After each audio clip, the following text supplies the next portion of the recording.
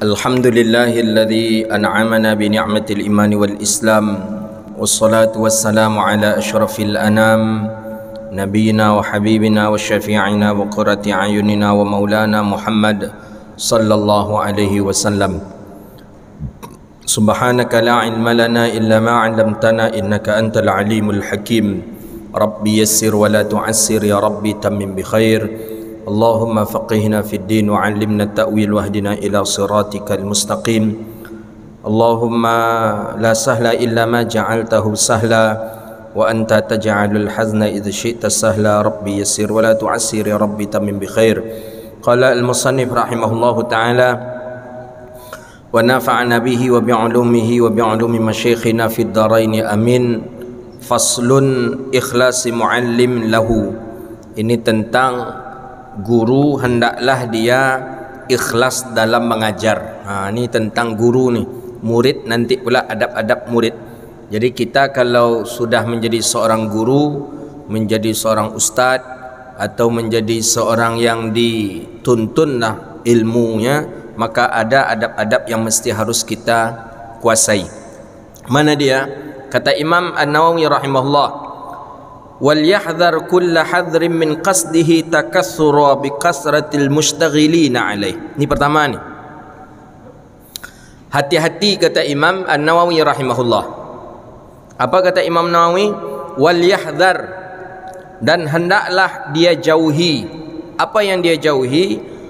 Daripada berniat atau memiliki tujuan takassura, mengumpulkan, memperbanyak dengan banyaknya orang-orang yang duduk belajar dengannya. Itu kalau bisa itu hindarkan itu. Jangan ada tujuan kita supaya ramai jamaah, jangan. Nih, jangan sampai ada tujuan kita duduk di majelis ilmu agar orang-orang banyak datang. Tujuan kita dalam berceramah agar orang banyak datang ke kita. Jangan, hindarkan itu kata Imam Nawawi rahimahullah. Ini kena kita ini. Kita tujuan kita kadang justru untuk memperbanyak jemaah. Kadang dia adu-adu itu. Masjid ni ramai, masjid tu tak ramai, masjid ni. Itu tak penting. Jauhkan kata Imam An-Nawawi. Kalau ingin mengaji itu mesti harus dijauhi. Jangan melihat kepada keramaian tadi. Baik seorang guru ataupun seorang jemaah yang datang ke masjid tu, jangan pandang ramai atau sedikitnya jemaah. Itu dia. Ini kena kita ini. Kita kalau ramai itu semangat kita itu. Kalau tak ramai tak semangat kita untuk datang mengaji. Jangan. Itu tak boleh kata Imam An-Nawawi rahimahullah. Jauhi itu. Jauhi setiap sesuatu yang berbahaya. Apa itu? Daripada tujuan seseorang, tujuan seorang syekh, tujuan seorang ustaz, takassura bi kasratil mushtaghilina alaih, dengan banyaknya orang-orang yang duduk belajar dengannya. Jadi semakin diajaknya orang, duduklah ke pengajian kami. Pengajian kami ramai loh, datanglah biar kita ramai bersama-sama. Jangan. Wal mukhtalifina ilaih. Wal yahdhar, kemudian janganlah min karahatihi qira'ata ashabih. Janganlah dia membenci murid-muridnya atau orang lain yang belajar dengan orang yang bisa memberi manfaat kepadanya. Jadi kita dengan siapa saja orang belajar, biarkan saja. Biarkan saja. Dia setiap hari belajar dengan sefulan, dah biarkan saja. Jangan sampai kita larang. Jadi kalau ada seorang ustadz yang melarang orang lain belajar dengan ustadz yang lain, itu berarti bermasalah nih ustadz ni. Ini Imam Nawawi ni. Maka saya heran juga nengok Wahaboy ini, dia baca tak kitab Imam Nawawi Tibyan ini? Jelas Imam Nawawi melarang ni. Kata Imam Nawawi, jauhilah oleh seorang ustaz. Apa yang mesti harus dijauhi oleh seorang ustaz tu? Min karahatihi, daripada dia membenci muridnya. Dibencinya muridnya tadi belajar kepada ustaz yang lain. Jadi kata dia, jangan belajar kepada ustaz yang lain, kalian belajar dengan saya saja. Itu tak boleh. Itu antum pegang erat-erat itu betul. Silahkan saja dengan siapa saja antum belajar, silahkan saja. Ambil mutiara-mutiara, manfaat-manfaat daripada ustaz-ustaz yang lain. Jadi kata Imam Nawawi, jauhilah daripada membenci orang lain atau murid-muridnya belajar kepada orang yang lain yang memberi manfaat orang lain itu dengannya murid. Jadi kita dengan siapa saja boleh belajar. Pokoknya bisa memberi manfaat, memberikan suatu manfaat kepada kita, maka itu satu hal yang luar biasa ini. Cukup nak snacknya? Cukup. Saya tadi 35 pesan. Kita yang hadir ada berapa? Ada 40.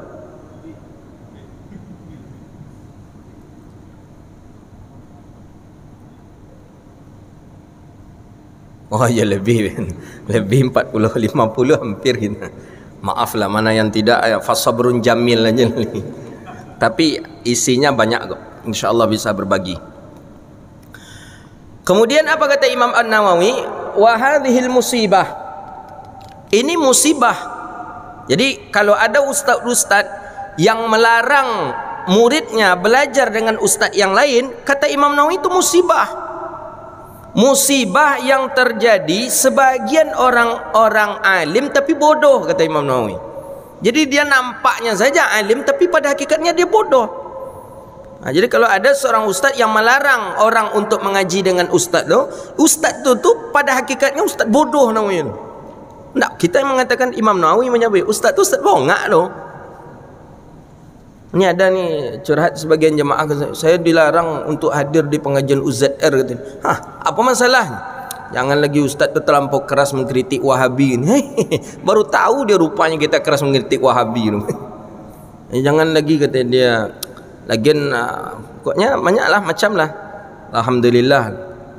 Selagi ada orang macam itu berarti orang itu terus berpahala ke kita. Wa hiya dilalatun bayyinah.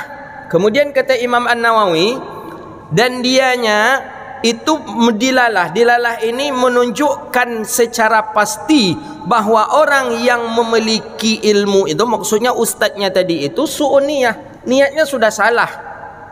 Murid tak boleh belajar dengan orang lain kecuali dengan saya saja. Kalian tak boleh mengaji dengan yang lain ya. Kalian di sini saja. Kalian tempat kalian masjid ini saja. Itulah masjidnya yang dua itu saja. Itu ke situ aja pergi mengaji. Ke masjid yang lain tak boleh. Ini ustaz apa namanya? Bodoh. Yang mengatakan Imam Nawawi. Su'uniyah, niatnya sudah salah. Fasadu tawi, batinnya rusak. Hatinya rusak, niatnya salah, kata Imam Nawawi rahimahullah. Bahkan kata Imam Nawawi, hujjatun qati'atun ala adamil iradatihi. Itu menunjukkan hujjah yang sangat pasti bahwa dia mengajar bukan karena Allah. Ini Imam Nawawi tahu dia ni. Imam Nawawi menulis kitab ini sudah berapa abad ini? Sekarang 1407 abad yang lalu. Sudah 700 tahun yang lalu Imam Nawawi menulis ini. Berarti pernah terjadi mungkin di zaman beliau ini. Jadi kalau terjadi di zaman kita, apalagi? Imam Nawawi mengatakan, kalau ada seorang ustaz yang dia melarang muridnya untuk belajar ke tempat orang lain, maka ustaz itu adalah ustaz yang bodoh, kata Imam Nawawi. Kemudian itu menunjukkan bahawa niatnya tadi salah dan hatinya rusak, kata Imam Nawawi. Dan bahkan kata Imam Nawawi, itu secara pasti bahawa dia mengajar bukan karena Allah. Itu dia. Alhamdulillah. Saya pernah melarang antum belajar dengan fulan. Tidak. Silakan saja nak belajar, silakan. Ambil ilmu, ambil mutiara yang keluar daripada ilmu di kepala orang-orang alim. Fa innahu law aradallahu bi ta'alimihi lima kuriha dzalik. Kalau memang dia itu mengajar karena Allah, kenapa dia membenci murid-muridnya belajar kepada orang lain? Mestinya dia bolehkan saja. Silakan kalian mengaji dengan habaib, silakan. Kalian mengaji dengan ustaz fulan, silakan. Bal qala li nafsihi, bahkan dia berkata kepada dirinya, ana aradtu ta'ah, aku menginginkan ketaatan dengan aku mengajar. Tapi hasilnya dia tidak mendapatkan ketaatan itu karena dia benci kepada muridnya yang belajar kepada orang lain. Wa qad qasada bi qiraati ala ghairihi, dan bahwa sesungguhnya orang-orang yang belajar kepada orang lain itu dengan tujuan ziyadatul ilm. Tujuannya kan untuk menambah ilmu saja. Untuk menambah ilmu, fala ataba alaihi, maka tidak ada aib di atasnya. Jadi boleh. Murid kita tadi tujuannya mengaji ke sana kan untuk menambah ilmu. Boleh, silakan saja. Jadi nampak oleh saya mereka ni takut ya. Kita dengar dari teman-teman yang sudah taubat ya.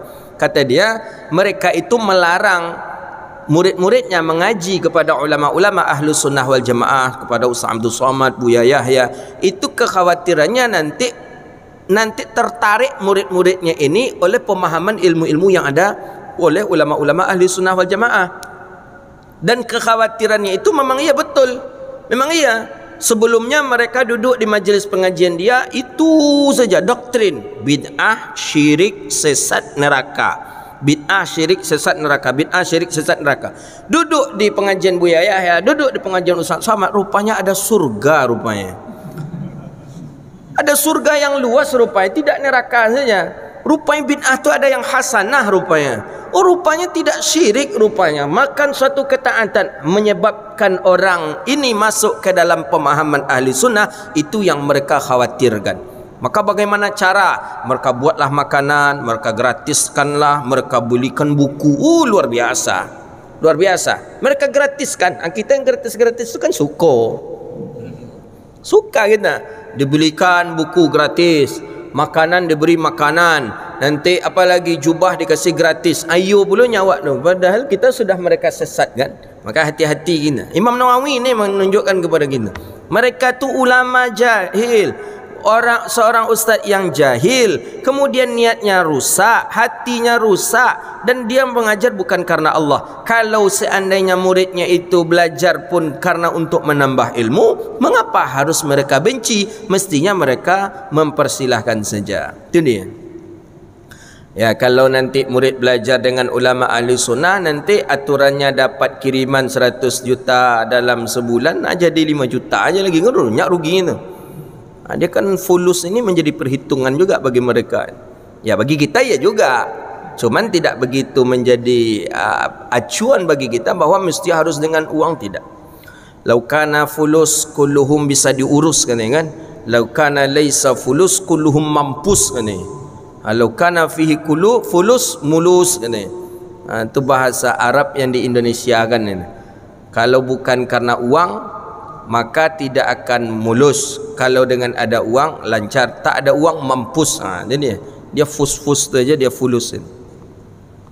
Wa qad ruwaina fi musnad Imam Ahmad ala hifdhihi wa imamati Abi Muhammad Ad-Darimi, begitu juga Imam Ad-Darimi rahmatullahi alaih, an Ali bin Abi Talib radhiyallahu taala anhu annahu qala, bahwa Sayyidina Ali bin Abi Talib berkata. Apa kata Ali bin Abi Talib? Ya hamlatal Quran, ya hamlatal ilm, i'lamu bihi. Hei orang-orang yang berilmu, hai orang-orang yang membawa Al-Quran, hai orang-orang yang di dadanya ada ilmu. Fa innamal alim man amila bima alima. Hanya saja orang yang alim, orang yang berilmu itu orang yang beramal dengan apa-apa yang ia ketahui. Dia beramal sesuai dengan ilmu yang ada pada dirinya. Wa wafaqa ilmuhu amaluh, dan sesuai ilmunya dengan amalannya. Ilmunya ini haram, dia tinggalkan. Menurut ilmunya ini halal, dia ambil. Itu orang alim namanya. Tapi kalau menurut ilmunya ini halal, dia tinggalkan. Menurut ilmunya ini haram, dia pakai. Itu bukan orang alim, itu orang jahil namanya. Jadi orang alim itu siapa yang orang alim? Orang yang sesuai amalnya dengan ilmunya. Ketika amal ilmunya mengatakan itu halal, dia ambil. Ketika ilmunya mengatakan itu haram, dia tinggalkan. Berarti sesuailah ilmunya dengan amalnya. Wa sayakunu aqwamu yahmilul ilm. Akan ada nanti masanya orang-orang yang berilmu tapi ilmunya tidak melewati tenggorokannya. Amalannya menyalahi ilmunya. Amalannya amalan haram padahal dia orang alim. Inilah yang kata hadis Nabi, libasuhu libasuhul anbiya wa amaluhu amalul jabbarin. Banyak nanti akhir zaman pakaiannya seperti pakaian Nabi, tapi amalannya seperti amalan Fir'aun. Amalannya amalan orang-orang durhaka, orang-orang sombong. Pakaian Nabi, berjubah, bersorban, tapi munafik. Itu ada. Nabi sudah menjelaskan itu. Akan datang masanya nanti pada akhir zaman, libasuhu libasuhul anbiya wa amaluhu amalul jabbarin. Pakaiannya seperti pakaian para nabi, tapi amalannya seperti amalannya orang-orang sombong, Fir'aun. Seperti itulah semisal itu. Dia berjubah, dia bersorbannya, tapi amalannya seperti amalan Fir'aun. Di kita ada di Indonesia, apa sorbannya? Amalannya hampir macam Fir'aun. Siapa tu ustaz? Entah tengok aja lah di TV. Wa tukhalif amaluhum bi'ilmihum. Tak sama amalnya dengan ilmunya. Wa tukhalif sariratuhum ala niyatih. Bahawa berbeda antara dalam dengan di luar. Oh, di luarnya macam orang alim, macam orang alim, tapi di dalamnya seorang musyrik, seorang munafik. Wa yajlisuna hilqata yubahi, ketika dia duduk di majlis, dia saling membanggakan antara mereka sesama mereka. Oh ni, saya ni banyak ni pengikut saya ramai jemaah saya ni sudah selesai studi saya, saling bangga membanggakan daripada mereka. Ulaika la tas'adun a'malum fi majalistika ilallah, padahal sedikit pun tidak ada diangkat daripada hasil daripada majlis mereka. Jadi tempat duduk mereka jadi mestinya tempat duduk yang memancarkan nur, tapi tidak jadi nur dipancarkan karena mereka saling berbangga di antara mereka. Waqad sahal Imam Syafi'i, dan sungguh telah disahihkan daripada dan tunggu telah sah daripada Imam Syafi'i radhiyallahu anhu, annahu qala wudidtu an khalqa ta'allamu hadzal ilm, yakni ilmuhu wa kutubahu ala an la yunsaba ilayya hurfan min. Kata Imam Syafi'i, aku lebih menginginkan agar orang-orang yang belajar itu, baik belajar ilmu atau belajar dengan kitab, an la yunsaba ilayya hurfun minhu, bahwa tidak dia nisbahkan satu huruf pun kepadaku. Jadi Imam Syafi'i menginginkan jangan kalian membuat satu huruf pun mengatasnamakan Imam Syafi'i. Maksudnya ini menurut Imam Syafi'i mestinya fathah, ini menurut Imam Syafi'i mestinya dhammah. Supaya apa? Supaya khawatir Imam Syafi'i nanti bisa menyebabkan itu riya, bisa menyebabkan itu nanti sombong. Itu kan sebulan memakai pendapat saya, itu kan buktinya sebulan mengambil pendapat saya. Jangan, kata Imam Nawawi, jangan sematkan satu pendapat dengan pendapatku. Itu saking tawaduknya Imam Syafi'i. Khawatirnya itu. Kita hari ini justru rugi kita kalau pendapat kita tidak disebut orang pendapat kita. Itu pendapat si fulan itu, itu pendapat si fulan itu, rugi kita rasanya. Padahal Imam Syafi'i kalau bisa jangan dinisbahkan itu kepadanya, biarlah kepada orang lain saja. Ini kapan kajian kita ini? Yang hari Jumat kemarin ya? Bukan. Ya, bahwa ada seorang pengarang kitab yang tidak menuliskan nama beliau, tidak menuliskan nama pengarangnya, sampai hari ini tak tahu. Kitabnya dicetak tapi tidak tahu siapa pengarangnya. Kenapa itu? Karena menjaga hati tadi. Kalau disebut pengarang nanti dikhawatirkan riya timbul. Apalagi kita hari ini. Jadi betul kata Syekh saya itu, Syekh Amran As-Samad itu, kata beliau, saya khawatir penulis-penulis hari ini ikhlas 100%, kata beliau. Kenapa Syekh? Karena penulis-penulis kitab buku hari ini pasti pertama dia tulis nama dia pengarang. Kedua, dilarang orang untuk memperbanyaknya. Kan iya kan? Tak boleh diperbanyak loh. Ada tulisan di depan itu, ini tak boleh diperbanyak. Tidak mesti harus seizin daripada ini. Kalau tidak akan dikenakan denda sekian. Jadi tak ada ikhlas lagi, kata beliau. Jadi ada ulama yang memang menyembunyikan daripada namanya bahwa dia yang mengarang sebuah kitab. Dikhawatirkan tadi ada riya di dalam hatinya. Baik, faslun, satu lagi. Makarimal akhlak, daripada mulianya akhlak. Ini daripada akhlak-akhlak yang mulia. Kita sebagai penuntut ilmu, apa saja akhlak yang bagus untuk kita lakukan. Yanbaghi li muallim ay yatakhallaqa bi mahasin allati waradda syar'u biha. Sepantasnya bagi seorang guru, muallim, guru, ustaz, mursyid, bahwa berakhlak dia dengan akhlak yang baik menurut pandangan syariat. Hendaklah dia berakhlak dengan akhlak yang baik dalam pandangan syariat. Apa akhlak yang baik dalam pandangan syariat? Ya, makan makanan yang halal, menjauhi makanan yang haram. Itu kan akhlak yang baik dalam pandangan syariat. Khisalul hamidiyah, sesuatu yang terpuji. Khisalul hamidah, sesuatu yang terpuji lakukan. Salat sunat jangan tinggalkan. Apa lagi? Amalan-amalan sunnah, jangan tinggalkan sesuatu perbuatan yang terpuji dan sesuatu yang diredai. Bagus nampak dalam pandangan masyarakat, bagus nampak dalam pandangan umum, kerjakan. Allati arsyadahu Allahu ilaiha min zahadati minad dunya. Zuhud daripada dunia. Apa zuhud daripada dunia? Jangan terlampau bermegah-megah. Ini memang agak payah kita ni. Kita hobinya bermegah-megah. Mobil ingin yang mahal, jam tangan ingin yang mahal. Kalau seorang ustaz, hindarkan itu sebaiknya, kata Imam An-Nawawi. Mobil ya biasa-biasa sajalah. Apa yang biasa saja? Fortuner itu tak biasa. Ya, kalau sebagai seorang saya belajar di Mesir, di waktu di Makkah, saya perhatikan ada seorang syekh yang memang tawaduk, banyak uang ya. Tapi kalau pergi ngajar itu naik bis umum. Bis umum nih. Bukti saya banyak uang ya. Setiap Ramadan dia bagi-bagikan uang. Bagi-bagikan uang ini. Itu kalau kita hitung mungkin ratusan juta dia bagikan uang setiap Ramadan. Itu tanda dia orang kaya. Tapi pergi mengajar itu naik bis umum loh. Ada satu orang syekh yang memang hobi dia bermegah-megah. Jam tangan yang ya 25 juta. Tongkatnya, pernah saya tanya, tongkat yang beliau pakai terus itu tuh sekitar 7 jutaan. Jubah dia jutaan, pokoknya jutaan. Mobil ya kadang Camry, kadang Mercy, tukar gitu. Orang Arab dia sedan ya umumnya. Kadang Camry, kadang Mercy. Itu syekh saya juga itu. Jadi ada syekh yang memang tawaduk, ada syekh tawaduk juga, cuma dengan cara itu dia tawaduknya. Jadi ketika ada salah seorang murid yang bertanya, "Syekh, kenapa kok engkau tidak zuhud seperti ini? Mestinya engkau zuhud, jangan ambil yang mewah-mewah seperti ini."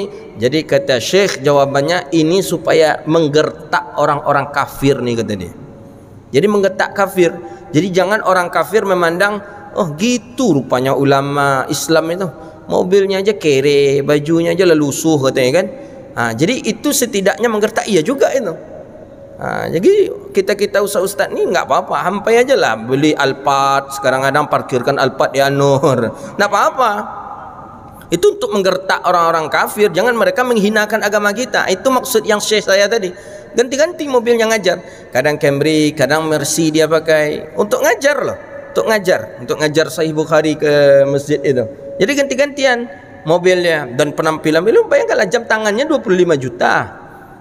Jadi memang itu, jadi katanya untuk apa? Untuk menggertak kafir, agar si kafir jangan menyepelekan kita. Jadi kalau kafir bilang, umumnya saya lihat ulama-ulama Islam ini banyak yang kere-kere, kata dia. Oh, enggak, tunggu dulu, tuh tengok. Makanya Imam Malik ketika mengajar itu gagah. Siapa lagi? Imam Syafi'i begitu juga. Banyak ulama-ulama kaya. Imam Abi Hanifah begitu juga dia. Karena untuk menggertak daripada musuh atau orang-orang kafir. Cuman kalau kita di Indonesia, kalau lah mewah bono pulo, buya tu fitnah tiba pula lah tu. Piti mana lah dapat buya tu kan. Jemaah ni kadang curiganya tinggi pula. Jemaah ni kadang tak cek mengaji ada sampai ke diperhatikan juga. Mana dapat tu ustaz tu piti tu. Kau ustaz kau pasti kau atau jadualnya banyak kau, kata dia. Makanya padahal tak tahunya dah ustaz ni pun banyak dia bisnisnya. Banyak juga dia daripada ulama-ulama yang kaya itu, yang memang Allah takdirkan uang untuk dirinya. Itu dia. Jadi sekali nak apa-apalah bawa Fortuner, bawa Alphard, gitu dia, supaya menggertak ni. Cuman kadang kita ragu pula kita memparkirkan di masjid itu, nanti jemaah pun ragu ngundang kita besoknya lagi. Jangan undang ustaz lagi ni untuk minyak mobilnya je tak cukup untuk apa. Kadang lain pikiran kita, kadang makanya kita tu lah payah kita nak ingin mewah susah juga, nak ingin biasa-biasa susah juga kan. Tu bi khair insyaallah. Ada taklil minha. Jadi ya kalau bisa zuhud daripada dunia lebih afdal. Kemudian ada Imam Ahmad bin Hanbal saja. Imam Ahmad bin Hanbal, Imam Hanbali, pernah Syekh Nuruddin menyampaikan itu membagikan THR saja untuk anak-anak itu habis uang sekitar 2 miliar rupiah, uang kita lah. Itu dibagikan itu. Berapa kaya ya beliau itu? Dinar hitungannya. Nah, itu tanda mewahnya seorang ulama ini. Jadi bukan harus kita zuhud daripada dunia. Pada pitiwa ada tuh wak boleh jo yang apa-apa. Jangan, supaya jangan menimbulkan fitnah daripada kita. Wa alamul mubalah biha bi ahliha, dan tidak untuk berbangga-bangga dengan ahli ilmu tadi. Jadi kita santai saja. Allah beri kita ilmu, alhamdulillah. Sakha wal jud wal karam. Kemudian dia ramah, kemudian dia santun, bagus akhlaknya.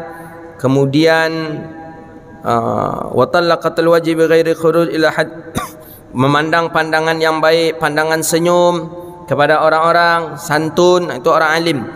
Maka orang-orang alim tu pandangan dia kepada orang banyak pandangan yang santun, senyum gitu. Jarang orang-orang alim yang pandangan wibawanya marah saja, jarang. Saya tak pernah menjumpai masyaikh yang marah aja dia enggak. Apalagi yang baru meninggal itu ulama hadis kita Indonesia, Ustaz Dr. Lutfi Fathullah. Itu senyum aja. Tengok antum lihat pengajian beliau Sahih Bukhari di TVRI, senyum aja. Setiap saat senyum, lebih banyak senyum beliau. Atau memang seperti itulah ulama ini. Tapi kalau ada nengoknya aja lah, takut pak nengoknya. Alun wak menyapunya lah. Ustaz apa kabar? Alhamdulillah, elok nyonya lah kan. Menyapunya itu aja takut gitu. Alun nengok jangguitnya lah. Tadi mana-mana tumbuhnya. Sehingga payah pula membedakan antara di kebun binatang joinyo. Khila'atun wasabru, sabar itu penting. Sabar itu penting. Seorang ustaz mesti sabar. Bolehkah seorang ustaz dia marah? Imam Ghazali menjelaskan dalam Minhajul Abidin, guru boleh marah, tapi marah guru adalah marah ridha.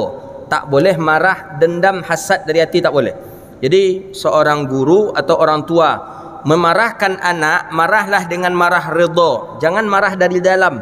Cukup marah dari mulut saja. Engkau ni degil kata kita. Nakal. Cukup di mulut saja, tapi jangan dari hati. Kalau daripada hati, maka dikhawatirkan Allah pun akan marah kepada murid kita. Yang rugi murid rugi, kita pun rugi. Maka marah orang tua satu, marah guru satu adalah marah ridha. Jangan marah dendam dari dalam hati. Begitu. Kalau marah dari dalam hati, Allah kalau sudah marah, ikut marah pula kepada murid kita, takkan terbuka hidayah nur akan menerima ilmu daripada yang kita sampaikan. Maka orang tua satu, guru satu. Marah tak boleh marah dendam, marah adalah marah ridha. Jadi kalau marah dendam, khawatir Allah pun marah ke murid kita, sehingga tertutup hijab kepada murid-murid kita untuk mendapatkan hidayah daripada Allah Subhanahu wa taala. Wa tanazzahu 'anid daini al-makasib wal mulazamatil wara'. Kemudian bersihkan diri kita daripada hal-hal yang kotor, sombong, apalagi sum'ah, hasad, hilangkan. Wal mulazamatil wara', hendaklah dia selalu wara', khusyuk, tenang, itu. Wal waqar wa tawadhu wal khudu', gitu dia. Tawadhu, rendah hati, khudu', ya merendahkan dirilah. Kemudian hendaklah seseorang itu menjauhi tertawa. Jangan banyak tertawa. Jangan. Maka kalaulah banyak tertawa, itulah menjadi pelawak pulanya lagi. Dan sebagaimana hadis sebelumnya pernah kita baca, bahwa sejelek-jelek daripada pekerjaan adalah pekerjaan orang yang membuat tertawa. Kan itu dia. Tak boleh. Wa iktsaru minal mizah, dan jauhilah memperbanyak daripada senda gurau. Bergurau-gurau, jauhi itu. Jangan terlampau banyak. Ya boleh, tapi jangan terlampau banyak. Ya, jangan. Ya boleh agak satu dua lah cerita siapa umpamanya, siapa Abu Nawas. Tapi kalau setiap apa ketawa saja dia, itu tak boleh, tak bagus. Seorang alim banyak tertawa tak bagus. Karena banyak tertawa akan bisa mematikan hati. Maka orang-orang suluk, dalam dunia suluk, tertawa itu tidak dibolehkan. Apalagi kalau sudah terbahak-bahak bisa mematikan hati. Maka dalam mazhab Imam Hanafi, tertawa terbahak-bahak itu membatalkan wuduk. Jadi jangan sampai kita tertawa terbahak-bahak, bisa membatalkan wuduk dalam mazhabnya Imam Hanafi. Kemudian hendaklah seseorang itu senantiasa mengagungkan, senantiasa mengamalkan syariat. Apa contohnya? Katanzif, seperti membersihkan diri, mandi, itu dianjurkan itu. Maka seorang guru jangan kotor, jangan mandi, membuangkan daki ausakh, buangkan daki, maka mandi itu hendaklah dengan bersih. Kemudian syu'ur, rambutnya hendaklah dia cuci, hendaklah dia bersihkan. Allati warada syar'i izalatiha, yang dianjurkan oleh syariat kita untuk mencukurnya. Mana diantaranya? Kakassi syarib, kumis, cukur. Jadi orang alim tu tak bagus dia memelihara kumis, tak bagus. Imam Nawawi menjelaskan ini. Bagusnya kita cukur kumis. Taqlimul zafr, potong kuku. Jadi kalau orang alim berilmu tak bagus kukunya panjang. Imam Nawawi menjelaskan. Bagusnya kumis tadi cukur, kuku potong. Tasrihul lihyah, sisir jenggot kita, rapikan. Tasrih, rapikan jenggot. Rapikan. Jangan tumbuh sini, tumbuh siku juga, tumbuh siku juga, sehingga payah. Itulah kata saya, payah membedakan. Letakkan yang piti limo roti lamo tu, yang dibalik itu dengan inyo tu hampir sama nampak kan. Tasrihul lihyah, rapikan jenggot kita, rapikan, sisir jenggot, itu dianjurkan. Jadi cukur kumis, potong kuku, rapikan jenggot, izalatir rawaihil karihah, kemudian hilangkanlah baunan-baunan yang ada di badan kita. Bau busuk kasih parfum, pakai deodoran. Begitu dia orang yang berilmu tu, seperti itu, rapi dia nampaknya, bersih. Ini kita cukur, kumis cukur, kuku tak ada yang panjang, jenggot pun seperti itu, rapi, kita pun wangi. Wal mulabasatul makruhah, dan jangan selalu dan senantiasa dengan yang makruh-makruh. Apa contohnya? Makan petai, makan jengkol. Sehingga terkenal pula ustaz mana? Ustaz yang hobi joyong tu, katanya kan buruk bunyi itu. Ustaz tapi hobi dengan jengkol, dengan jaring, jangan jengkol dengan petai. Termasuklah maksud malabisal makruhah ni apa? Merokok. Merokok harum tak? Tak. Busuk merokok itu. Busuk. Kita ya terkena pakaian kita oleh rokok, busuk rasanya. Maka seorang alim hendaklah tak usah dia merokok. Seorang yang alim yang faham dengan ilmu agama janganlah merokok. Di sini disebutkan mulabas, sesuatu yang makruh-makruh. Ya, taruhlah merokok itu tidak haram, kita ambil rokok itu makruh. Makruh, hilangkannya. Maka dalam kitab Bughiyatul Mustarsyidin kan disebutkan itu. Apabila seorang yang berilmu dia menyepelekan sesuatu perkara yang makruh, maka bagi dirinya hukumnya haram.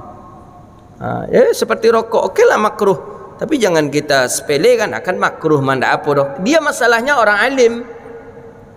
Kalau orang awam silakan saja, tak apa-apalah makruh kata orang awam. Tapi kalau dia orang alim tahu perkara itu makruh, kemudian dia sepelekan, maka menjadi perkara yang haram dia. Itu katanya di dalam kitab Bughiyatul Mustarsyidin. Termasuklah bab rokok itu. Imam Nawawi sudah menjelaskan ini. Seorang yang alim janganlah dia selalu dan senantiasa dengan perkara-perkara yang makruh. Jadi merokok tadi kalau bisa, kalau dia alim campakkan sajalah, buang saja, jangan merokok. Wal yahdhar, dan jauhilah dan janganlah melakukan sesuatu yang hasad. Hasad, iri hati, riya, ingin dipuji oleh orang, ujub, sombong, ihtikaru ghairih, merendahkan orang lain, jangan. Wa in kana dunu, sekalipun memang orang tu di bawahnya, memang orang tu rendah, memang orang tu di bawahnya, jangan sampai merendahkan orang tadi. Wa yanbaghi ay yasta'mala ahadits, dan hendaklah seorang itu dia beramal dengan hadis-hadis, kemudian beramal dengan hadis-hadis yang ada pada tasbih dan tahlil, sering-sering dia berzikir. Itu dia. Jadi seorang syekh, guru tu hendaknya selalu zikir, tasbih subhanallah, tahlil la ilaha illallah, au nahwihima minal adhkari wa da'wat, daripada zikir-zikir dan doa-doa. Wa ayyuraghaballah ta'ala fi sirrihi wa alani, dan hendaklah dia selalu berharap kepada Allah dalam keadaan sembunyi dan dalam keadaan terang-terangan. kemudian dia menjaga untuk takut selalu kepada Allah, dia selalu bermuraqabah dengan Allah, merasa dirinya selalu diawasi oleh Allah, wa yakuna ta'wilu fi jami' umurihi 'ala Allah, bahwa dia selalu menyerahkan setiap urusannya itu kepada Allah Subhanahu wa ta'ala. Hadza wa billahi at-taufiq. Insyaallah pembahasan kita berikutnya faslun tentang ihsanul lil muta'allim, sesuatu yang bagus yang akan dilakukan oleh seorang yang muta'allim, orang yang belajar. Hadza wa billahi at-taufiq, wallahu a'lam bis-shawab. Khair insyaallah. Jadi kajian kita hari ini ada 2 fasal berarti. Ada fasal pertama ikhlas dalam mengajar, fasal kedua tentang bagus dalam berakhlak. Jadi kesimpulannya bahwa dengan siapa saja kita belajar silahkan. Pokoknya dia membahas ayat, membahas hadis Rasulullah. Kemudian kita sebagai orang yang berilmu hendaklah kita menjaga syariat, salat kita jaga, puasa kita lakukan, zakat pun seperti itu lakukan. Kemudian jangan memperbanyak tertawa, jangan memperbanyak senda gurau, kita orang yang alim. Kemudian bersihkan diri kita daripada daki, buang kotoran, cukurlah kumis, rapikanlah jenggot, potong kuku. Kemudian jangan selalu dengan perkara-perkara yang makruh. Hadza wa billahi at-taufiq, wallahu a'lam bissawab. Kita PPKM jam berapa? 10 ya. Alhamdulillah kita sebelumnya 9 sudah berhenti. Rabbana atina fid dunya hasanah wa fil akhirati hasanah wa qina adzabannar. Allahumma faqihna fid din wa 'allimna at-ta'wil wahdina ila siratikal mustaqim. Rabbana hab lana min ladunka rahmatan wa hayyi' lana min amrina rashada. Rabbana hab lana min ladunka rahmatan wa hayyi' lana min amrina rashada. Rabbana zalamna anfusana wa illam taghfir lana wa tarhamna lanakunanna minal khasirin. ربنا آتنا في الدنيا حسنة وفي الآخرة حسنة وقنا عذاب النار وصلى الله على نبينا محمد وعلى آله وصحبه أجمعين سبحان ربك رب العزة عما يصفون والسلام على المرسلين والحمد لله رب العالمين صلى الله ربنا على نور المبين أحمد سيد المرسلين صلى الله ربنا على نور المبين أحمد المصطفى سيد المرسلين وعلى آله وصحبه أجمعين وعلى آله وصحبه أجمعين والحمد لله رب العالمين. Nampaknya snacknya tak cukup, mohon maaf.